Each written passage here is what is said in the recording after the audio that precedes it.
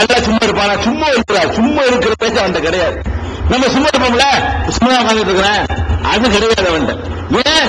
ஒவ்வொரு வினாடி நேரத்திலையும் அவனுக்கு வேலை இருந்துட்டு எல்லாத்தையும் பார்த்துட்டு இருக்கான். ரப்புன்னா அப்படி தாய் கூட பிள்ளைய வந்து அப்படி பராமரிக்க மாட்டாள். அவன் தூங்குவாள்ல, குழந்தை அழுதா மட்டும்தான் அதை பால் கொடுப்பா அல்லது கவனிப்பா. ரப்புல் ஆலமீன் அதெல்லாம் கிடையாது. எல்லா நேரத்திலையும் கவனித்துக் கொண்டிருப்பேங்கிற ஒரு கருத்தை அல்லாஹ் சொல்லி காட்டுகிறான். ஃபர்ஸ்ட் விளங்க வேண்டிய என்னன்னு கேட்டா, எல்லா புகழும் அல்லாஹ்வுக்குங்கிறோம். ஏன் எல்லா புகழும் அல்லாஹ்வுக்குன்னு கேட்டா, அவன் ரப்புல் ஆலமீனா இருக்கான். இப்படி ஒருத்தன் இருந்த புகழணுமா இல்லையா? எல்லாம் தான் நான் தான் ஒருத்தன் தான் ஒரு புகழாம என்னங்க செய்யறது? எதை எடுத்தாலும் அவன் தான் வச்சுட்டு இருக்கிறான், அவன் தான் கரெக்டா செய்யறான், அவன் தான் நிர்வகிச்சுட்டு இருக்கிறான். அப்ப நான் தான் எல்லாத்துக்கும் தப்பா இருக்கிற காரணத்தினால புகழ் எனக்கு தான், இது ஒத்துக்க முதல்ல அப்படிங்கிறது ரப்புல் ஆலமீனுடைய முதல் தத்துவம். இந்த விஷயத்தை நிக்காம இந்த ரப்புல் ஆலமீன் என்ற வார்த்தை மூலமாக இறை கோட்பாட்டில் மனிதன் செய்யக்கூடிய இன்னொரு பெரிய தவறை அல்லாஹ் வந்து தடுத்து நிறுத்தலாம். என்ன தவறு? நீங்கள் பார்க்கலாம், கடவுளை நம்புறாங்க எல்லாருமே. முஸ்லீம்கள் நம்புகிறோம், முஸ்லீம் அல்லாத மற்ற மக்களும் நம்புகிறார்கள். அது எங்க வேறுபடுறாங்க கேட்டா, ஒருவனை கடவுள் என்று நம்பிவிட்டு அவனை நம்ப மாதிரியே அவனுக்கு தேவை இருப்பதாக நினைக்கிறாங்க. கடவுள்னு நினைக்கிறாங்க. கடவுளுக்கு நம்ம கொண்டு கொடுக்கணும், கடவுளுக்கு எதையாவது கொண்டு காணிக்கையாக்கணும், கடவுளுக்கு எதையாவது கொண்டு படைக்கணும், கடவுளுக்கு எதையாவது கொண்டு உண்டியில போடணும், அப்படி நம்மள்கிட்ட இருந்து வாங்குறவர் தான் கடவுள் இப்படின்னு நினைக்கிறாங்க. கடவுளை வழிபடுறதா இருந்தா வீசின கையும் வெறும் கையுமா போய் வழிபட முடியாது. எந்த மதத்தையும் கிடையாது. வெறும் கை வீசிட்டு போய் வழிபட்டு வர முடியுமா? என்னடா கடவுள்கிட்ட வழிபட வந்திருக்க, என்னத்தை வாங்கிட்டு வந்திருக்கிறார்? கொண்டு வந்தியா? தேங்காயை கொண்டு வந்தியா? பழம் கொண்டு வந்தியா? பத்தியை கொண்டு வந்தியா? சாம்பிராணியை கொண்டு வந்தியா? என்னத்தையா கொண்டு வந்து பூவை கொண்டு வந்தியா? பாலை கொண்டு வந்தியா? இதெல்லாம் கொண்டு வரணும் கடவுளுக்குன்னு சொல்லி அப்படித்தான் எல்லாரும் நினைக்கிறாங்க. இஸ்லாம் மட்டும் அதை மறுக்குது. எங்க மறுக்குது? ரப்புல் ஆலமீன் வழங்கினாலும் உங்களுக்கு விளங்கிடும். நான் உனக்கு எஜமானது, எனக்கு நீ தெரியுதோ? ஆலமீனுக்கு நான் ரப்பு, நான் தான் படைச்சு பராமரிச்சுக்கிட்டு இருக்கிறேன். எனக்கு நீ தர வேண்டிய தேவை இல்லை, வரவே இல்லையா? நான் தானே உனக்கு தர வேண்டிய வார்த்தையில் எல்லாம் என்ன கொண்டு வர்றான்னு கேட்டா, நீ எவனும் எனக்கு தர தேவையில்லை. நான் உனக்கு தந்துக்கிட்டு உன் வினாடிக்கு தரேன். உன் கண்ணு என்னுடையது, உன் மூச்சு என்னுடையது, உன் மூக்கு என்னுடையது, உன் காது என்னுடையது, நீ திங்கிற ஒரு பருத்தை என்னுடையது. நீ என்ன எனக்கு தர்றது அப்படி நினைக்கிறமா இல்லையா? நம்ம கடையில் ஒரு சம்பளத்துக்கு இருக்கிறான், அவன் போட்டுக்கிற சட்டை நம்ம வாங்கி கொடுக்குறோம், அவன் கட்டிக்கிற வாட்சி நம்ம வாங்கி கொடுத்தது, அவன் ஓட்டுற சைக்கிள் நம்ம இது, அவன் குடியிருக்கிற வீட்டை கூட நம்ம கட்டி கொடுத்துருக்கிறோம். அவன் வந்து நான் கொஞ்சம் மேல இருந்தாங்க டீ குடிக்கன்னு சொன்னா இப்படி கோவம். நம்ம எல்லாம் வாங்கி கொடுத்துருக்கும் போது அவன் என்ன செய்யறான்? 2 ரூபாய் எடுத்து முதல்ல ரொம்ப டயர்டா இருக்கிறீங்க, இந்த டீ குடிச்சுக்காங்க போய் அப்படின்னு எப்படி வரும்? வருவா இல்லையா? நீங்க என்ன இறைவனை புரிஞ்சுக்கிறீங்க, கடவுளை புரியுங்க. அவன் எல்லாத்தையும் தருவாங்கிறீங்க, படைக்குவாங்கிறீங்க, பராமரிப்பாங்கிறீங்க. அப்ப போய்கிட்டு நீ டீ குடிக்கிற 2 ரூபாய் கொடுக்குறதுக்கு என்ன? நீ ஒன்றை இந்த 2 ரூபாய் 3 ரூபாய் உண்டியல்ல போடுவதற்கும் நீ கடவுள்கிட்ட போய் கேட்கறதுக்கு என்ன வித்தியாசம் என்ன இருக்கிறது? அப்ப ரப்புல் ஆலமீன் என்பதுல என்ன அடங்கியிருக்குன்னு கேட்டா, எல்லா புகழும் அல்லாஹ்வுக்குன்னா உங்களுக்கு தர்றாங்கிறத மட்டும் அடங்கியிருக்கிற, நீ கொடுக்காதுன்னு அடங்கியிருக்கிறது. கொடுத்த கோவமா இல்லையா? நமக்கு வர்ற கோவத்தை விட அல்லாஹ் கோவம் ரோசம் குறைஞ்சவனா? ரோசத்தை நமக்கு தந்து அவன் தான். அவனுக்கு எவ்வளவு ரோசம் இருக்கு? அவனால் படைக்கப்பட்ட அற்ப படைப்புகளாகி நமக்கு ரோசம் இருக்குன்னு சொன்னா அவனுக்கு எவ்வளவு ரோசம் வரும்? அதனால அல்லாஹ்வுக்கு கொடுக்கன்னு நீங்க போனீங்கன்னா நீங்க அவனுக்கு ரப்பா விடுங்க, அவன் தான் உங்களுக்கு ரப்பு. நீங்க அவனுக்கு கொடுக்க போறீங்கன்னா நீங்க ரப்பாயிருவீங்க. நீங்க எஜமானாகவும் அவன் அதிபதியாகவும், நீங்க கொடுக்கிற ஆளாகவும் அவன் வாங்குற ஆளாகவும் ஆயிடக்கூடாது என்பதற்காக வேண்டி அல்லாஹ் ரப்புல் ஆலமீன் என்ற தன்மையின் மூலமாக இந்த நம்பிக்கை ஒட்டைக்கிறான். பள்ளிவாசல்ல மட்டும்தானே இல்ல, உலகத்தில் உள்ள எல்லா வழிபாட்டு தலங்களையும் கடவுளுக்கு எதையாவது கொண்டு போகணும். ஏன்னா ரப்புல் ஆலமீன் என்று அங்கு சொல்லித் தரப்படவில்லை. எங்க உங்களுக்கு ரப்புல் ஆலமீன் சித்தாந்தம் சொல்லித் தரப்பட்ட காரணத்தினால நம்ம பள்ளிக்கு தொழில் வரும்போது 2 ரூபாய் கொடுத்து விட்டா தொழில் வரணும்னு சொல்லுவாரா? நம்ம தீர்மானம் பண்ண முடியுமா? முத்தவள்ளிகள் சொல்லிடுவாங்களா? உள்ள வந்தால் 5 ரூபாய் கட்டணம் செலுத்திட்டு வரவும் இப்ப எந்த பள்ளியிலே உண்டுமா?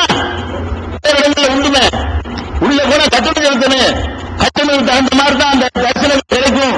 100 ரூபாய்க்கு ஒரு தரிசனம், 500 ரூபாய்க்கு ஒரு தரிசனம், கியூல நிக்கணும். அது கொடுக்காம உள்ள போகலாங்க. தேவை உள்ளவர் நினைக்கிறாங்க. கடவுளுக்கு நம்ம கொடுக்கலாம் நம்புறாங்க. அவங்கள என்ன நினைக்கிறாங்கன்னு கேட்டா, நம்ம கொடுக்குற ரூபாய் கடவுளுக்கு போகுது, கொடுத்தோம் ரொம்ப சந்தோஷப்பட்டுருவாரு அப்படின்னு நினைக்கிறாங்க. இவன் கோவப்படுறவனா இருக்கும். கொடுத்தோன்னு வைங்க அவனுக்கு கோவம் வருது. அதிகபட்சமா என்ன செய்வோம்? 10 மாசம் கட்டடம் கட்ட போனா அதுக்கு ஏதாவது கொடுக்கறதா, கட்டடத்துக்கு தான் கேட்பாங்க, அல்லாஹ் கேட்க மாட்டாங்க. கட்டம் கட்ட வேண்டியது, ஃபேன் போட வேண்டியது, உங்க வசதிக்கு போன் போட்டுக்கிறது அல்லாஹ்வுக்கு உள்ளது. நீங்க வந்து நிற்கும் போது ஏற்காம குழுவும் நிற்கும் போதற்காக வேண்டி ஃபேன் போட வேண்டி இருக்கிறது, அதுக்காக வேண்டி காசு கேட்பாங்க. பள்ளிவாசலில் கேட்பார்கள். என்ன கேட்பாங்க? அது கட்டணமா கேட்க மாட்டாங்க. நீங்க வெளிச்சத்தில் உட்கார்ந்து இருப்பதற்காக, நீங்க காற்று சுவாசிப்பதற்காக வேண்டி ஃபேன் வாங்குறதும் பாய் வாங்குறதும் கேட்டிருப்பாங்க. படைச்ச இறைவனை வழிபடுறது கேட்டாங்களா? தொழுகிறதா இருந்த தப்புல நிக்கிறாங்க, 200 ரூபாய் கொடு, ரேட்டு வெளியே போ சொல்ல முடியுமா? முதல் சபைக்கு 2வது சபைக்கு தீர்மானிக்க முடியுமா? மற்ற இடங்களை உண்டு கொடுக்கிற காசுக்கு தகுந்த மாதிரி தானே வரிசை எல்லாம் தீர்மானம். முதல் மரியாதை வச்சிருக்காங்களே, இங்க முதல் மரியாதை 2ஆம் மரியாதை இல்ல. ஏன்னு கேட்டா அவன் தேவையில்லாதவன்.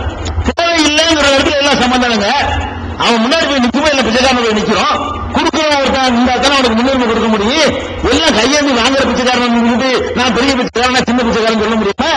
அதனால அது ஒண்ணுமே கிடையாது. அந்த ரப்புல் ஆலமீன்ல என்ன இருக்குன்னு கேட்டா, கடவுள் நம்பிக்கை என்ற பெயரால மனிதர்கள் செய்கிற பெரிய தப்பு கடவுளுக்கு ஏதாவது கொடுக்கலாம் நினைக்கிறாங்க. அது அல்லாஹ் மறுக்கலாம் ரப்புல் ஆலமீன் மூலமாக.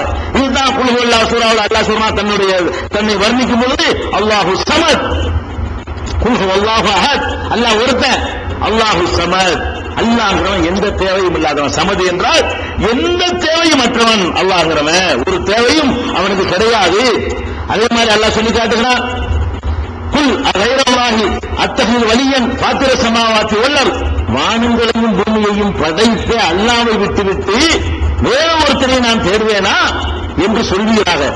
சொல்லிட்டு சொல்றான், யுத்இமு வலா யுத்அமு, அவன் உணவு உங்களுக்கு தருகிறான், அவனுக்கு உணவு அளிக்கப்படுவது இல்லை.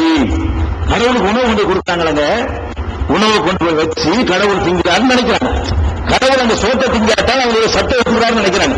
கடவுளுக்கு முன்னாடி அந்த உணவுகளை கொண்டு வச்சு படையல் செய்யும் பொழுது கடவுள் அதை வந்து உள்ள பயன்களை எடுத்துக்கிறாரு அப்படின்னு நினைக்கிறாங்க. அல்லாஹ் என்ன சொல்றான், ஒவ்வொரு யுத்இமும், அவன் உண்ண தருகிறான், வலா யுத்அமு, அவன் உண்ண தரப்படுவதில்லை. எவனும் சாப்பாடு அவனுக்கு கொடுக்கறதில்லை.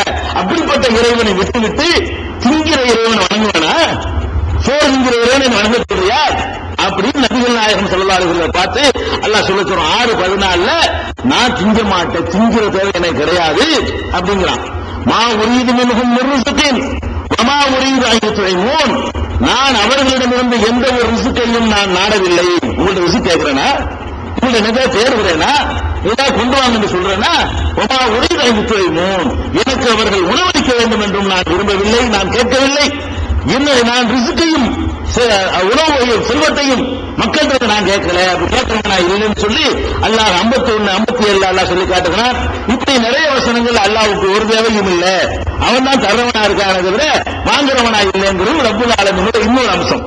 ரப்புல் ஆலமீனை கூட நீங்க என்ன வழங்கணும்னு கேட்டா, அவன் அகிலத்துக்கெல்லாம் அதிபரா இருக்கிற ரப்பா இருக்கிறதுனால அவனை விட்டுட்டு வேற இடத்துக்கு போகக்கூடாது என்பது ஒரு தத்துவம். ரப்புல் ஆலமீனுக்குள்ள ஒரு தத்துவம் என்னன்னு கேட்டா, அவன் தான் அனைத்துக்கு ரப்பா இருக்கிறதுனால வேற இடம் நாடாதீர்கள், அவனோட உங்களுடைய இலாக்க கோரிக்கையை வணக்கத்தை நிறுத்திக் கொள்ளும் ஒண்ணு. 2வது என்னன்னு கேட்டா, அப்படி அவன் கேட்கக்கூடிய நேரத்தில் அவனுக்கு குறுக்குறவனை நீங்க ஆகிறாதீங்க, ஆனால் அவனை ரப்பை மறுக்கிறீங்க, நீங்க ரப்பா ஆகிறீங்க. அந்த கருத்தையும் அது சொல்வதை பார்க்கிறோம். அடுத்து ரப்புல் ஆலமீன்ல இன்னொரு பெரிய தத்துவம் இருக்குது. இன்னைக்கு உலகத்தில் தீர்க்க முடியாத ஒரு பிரச்சனை என்ன என்று கேட்டீங்க என்று சொன்னா, மனிதனை மனிதன் பிறப்பின் அடிப்படையில, நிறத்தின் அடிப்படையில, குலத்தின் அடிப்படையில வேறுபடுத்தி வச்சுக்கிறாங்க. நீ கருப்பன் தாழ்ந்தவன், நான் வெள்ளக்காரன், நான் சிறந்தவன். நீ ஆப்பிரிக்காக்காரன், நான் ஐரோப்பாக்காரன். ஆப்பிரிக்கா ஐரோப்பா சமமாகுமா? நீ இந்த ஜாதிக்காரன், நான் அந்த ஜாதிக்காரன். இந்த ஜாதியில பிறந்தவன் நான் சிறந்தவன், நீ அந்த ஜாதியில பிறந்தனால தாழ்ந்தவன். இப்படி ஒரு சித்தாந்தத்தை உலகம் முழுசு கடைபிடிக்கிறாங்க. நாகரிகத்தின் உச்சிக்கு போயிட்டோம்னு சொல்லக்கூடிய ஐரோப்பியர்களும் கடைபிடிக்கிறான். நம்ம நாடு மாதிரி பின்தங்கிய நாடுகளை எடுத்துக்கொண்டால் கூட என்ன செய்யலாம், ஜாதியின் பெயரால உயர்ந்தவன் தாழ்ந்தவன், உயர்ந்தவன் தாழ்ந்தவன் உண்டு. எதுல உண்டு? அவனுடைய செயல்பாட்டினால் உண்டு, நடத்தையினால் உண்டு. திருட்டு பயிலும் திருட்ட பிடிக்கிற அந்த குற்றத்தை கண்டுபிடிக்கிறவனு சமம் கிடையாதுதான். படிச்சவனும் முட்டாளும் சமம் கிடையாதுதான். ஒழுக்கமானவனும் ஒழுக்கம் கேட்டவனும் சமமானவன் கிடையாது. இப்படி சொன்னா ஒத்துக்கலாம். இந்த குடும்பத்துல பிறந்தனால நான் சிறந்தவன், நீ அந்த குடும்பத்துல பிறந்துட்டீங்கள அதனால நீ சிறந்தவன் இல்ல. நீ இந்த கலர்ல பிறந்தனால நீ சிறந்தவன், நீ அந்த கலர்ல பிறந்தனால சிறந்தவன் இல்ல. நீ இந்த மாநிலத்தில் பிறந்தனால சிறந்தவன், நீ அந்த மாநிலத்துக்கு போனனால அப்படி சொன்னீங்க என்று சொன்னா இஸ்லாம் ஏத்துக்கிறாரு. இந்த செயல்னால சிறந்தவன், நடத்தையினால் ஒருவன் சிறக்கலாம்.